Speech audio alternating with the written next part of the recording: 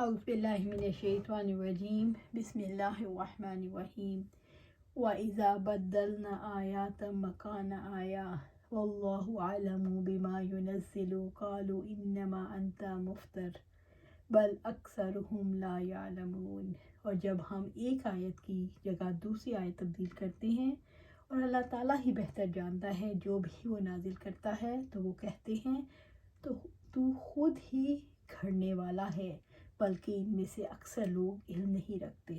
سورۃ النحل آیہ 101۔ اذا بدلنا آیات مکان آیا، اور جب ہم ایک آیت کی جگہ دوسری آیت تبدیل کرتے ہیں، اللہ رب العزت نے محمد صلی اللہ علیہ وسلم کی نبوت کا انکار کرنے والوں کے شبہات کا ذکر کرتے ہوئے فرمایا، یہ لوگ قرآن حکیم میں ایسے امور کی جستجو میں رہتے ہیں جو ان کے لیے دلیل بنے، حالانکہ رب العزت حاکم بھی ہے، کمال حکمت والا بھی ہے، جو احکامات کو مشروع کرتا ہے اور ایک حکم کو بدل کر دوسرا حکم لے آتا ہے۔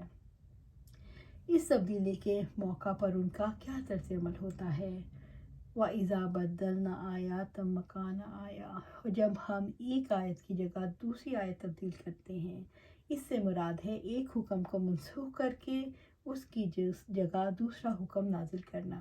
انسانی تربیت کی مصلحتوں کی وجہ سے ابتدا میں بعض نرم احکامات نازل کیے گئے اور آہستہ آہستہ ان احکامات میں شدت آتی گئی۔ یہ اس مقصد کے لیے تھا کہ معاشرہ مکمل طور پر سے حجاب ہو جائے۔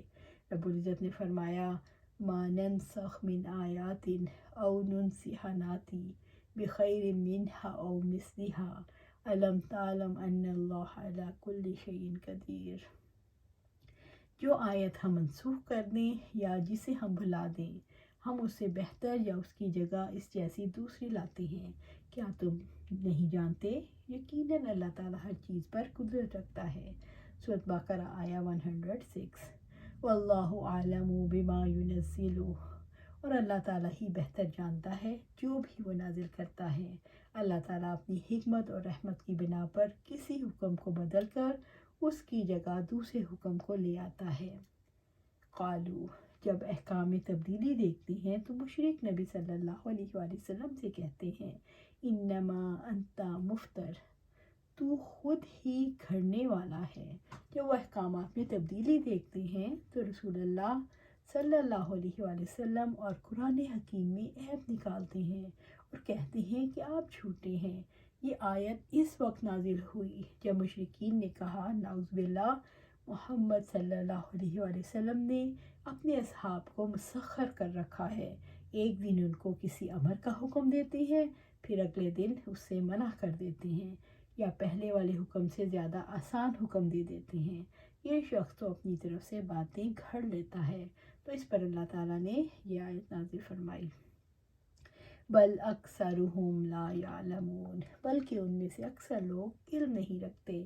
مشرک نادان ہیں، ان میں یقین اور ثبات کی کیفیت نہیں، ان سے ایمان کی امید نہیں ہو سکتی، کیونکہ وہ جاہل ہیں، نہ اپنے رب کے بارے میں جانتے ہیں نہ اس کے احکامات کے بارے میں۔ جاہل کی جراح و قدح کا کوئی اعتبار نہیں۔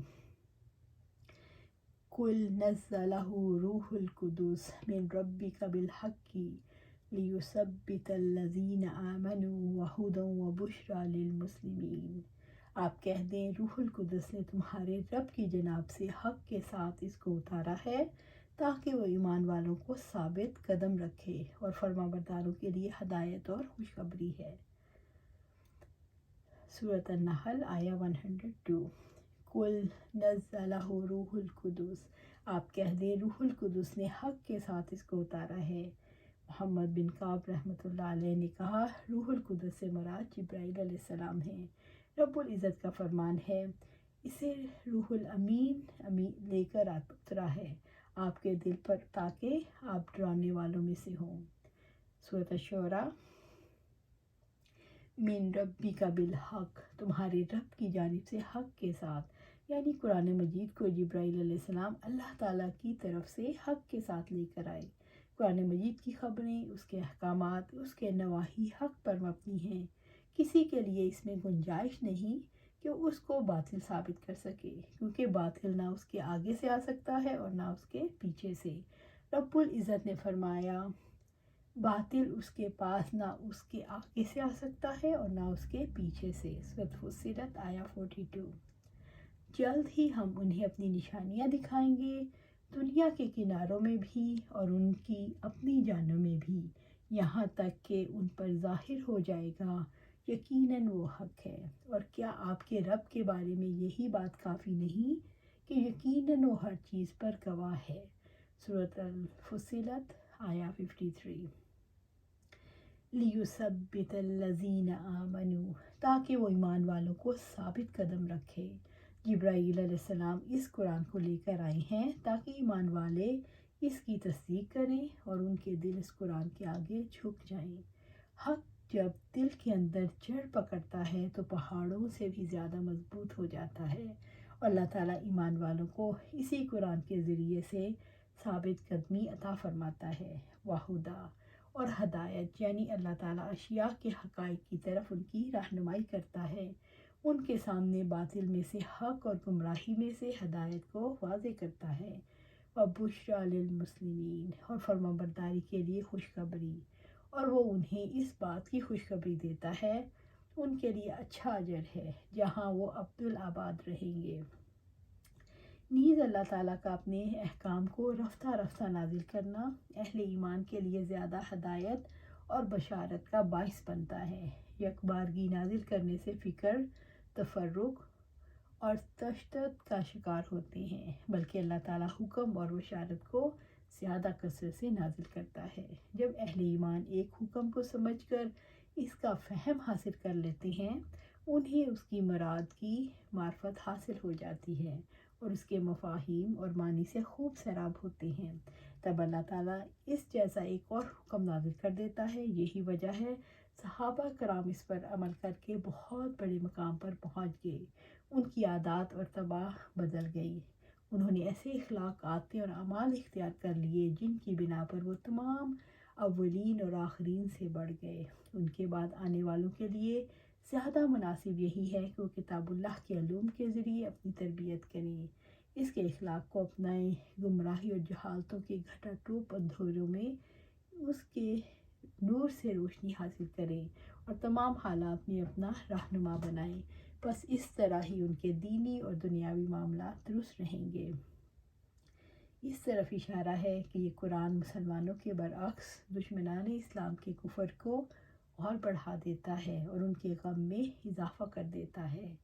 وَلَقَدْ نَعْلَمُ أَنَّهُمْ يَقُولُونَ إِنَّمَا يُعَلِّمُهُ بَشَرٌ لِسَانُ الَّذِي يُلْحِدُونَ إِلَيْهِ أَعْجَمِيٌّ وَهَٰذَا لِسَانٌ عَرَبِيٌّ مُّبِينٌ، اور ہم جانتے ہیں، یقیناً وہ کہتے ہیں، بے شک اسے تو ایک آدمی سکھاتا ہے، جس آدمی کی طرف وہ غلط منسوب کرتے ہیں اس کی زبان عجمی ہے اور یہ واضح عربی زبان ہے۔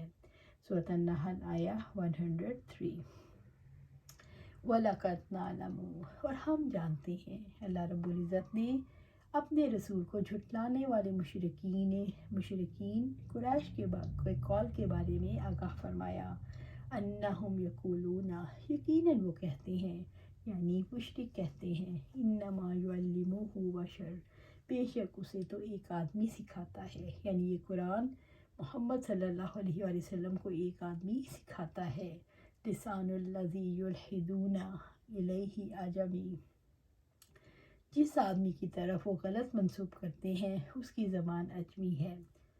لسان الذی یلحدون الیہ اعجمی، جس آدمی کی طرف وہ غلط منسوب کرتے ہیں اس کی زبان عجمی ہے۔ مشرک الزام لگاتے تھے کہ محمد صلی اللہ علیہ وآلہ وسلم ہمیں جو قرآن سناتے ہیں وہ ایک عجمی شخص سکھا جاتا ہے جو کسی قریشی قبیلے کا غلام اور تاجر ہے اور صفا پر مال بیچا کرتا ہے۔ آپ صلی اللہ علیہ وسلم کبھی کبھی اس سے بیٹھ کر باتیں کیا کرتے تھے۔ اس کے بارے میں مشرکوں کا یہ خیال تھا، یہی محمد صلی اللہ علیہ وسلم کو سکھاتا ہے۔ وَهَٰذَا، اور یہ یعنی یہ قرآن، لسان عربی مبین، واضح عربی زبان ہے۔ اللہ تعالیٰ نے اس کا انتہائی سادہ اور لاجواب کر دینے والا جواب دیا۔ جس شخص کے بارے میں یہ کہتے ہیں وہ رسول اللہ صلی اللہ علیہ وآلہ وسلم کو باتیں سکھاتا ہے، اس کی زبان عجمی ہے اور یہ قرآن عربی مبین ہے۔ قرآن حکیم کو رب العزت نے مبین کہا۔ قرآن مبین کو مبین اس لیے کہا گیا کہ یہ فصیح و بلیغ کتاب ہے، اس کے بیان میں اعجاز، قرآن حکیم میں کوئی ابہام نہیں۔ ان الذین لا یؤمنون بآیات اللہ لا یہدیہم اللہ ولہم عذاب علیم۔ یقیناً جو لوگ اللہ تعالیٰ کی آیات پر ایمان نہیں رکھتے، اللہ تعالیٰ ان کو ہدایت نہیں دیتا اور ان کے لیے دردناک عذاب ہے۔ سورۃ النحل آیہ 104۔ ان الذین لا یؤمنون بآیات اللہ، یقیناً جو لوگ اللہ تعالیٰ کی آیت پر ایمان نہیں رکھتے، یعنی جو اس بات پر ایمان نہیں رکھتے کہ آیات اللہ تعالیٰ کی طرف سے ہیں، حالانکہ یہ آیات واضح حق کی دلیل ہے۔ یہ لوگ ان آیات کو جھٹلاتے ہیں اور انہیں قبول نہیں کرتے۔ لا یہدیہم اللہ، اللہ تعالیٰ ان کو ہدایت نہیں دیتا، اللہ تعالیٰ انہیں حق تک پہنچنے کی توفیق نہیں دیتا۔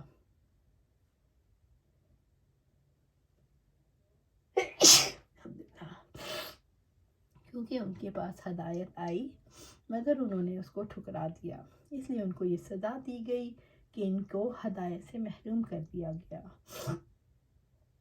اور اللہ تعالیٰ نے ان کو ان کے حال پر چھوڑ دیا۔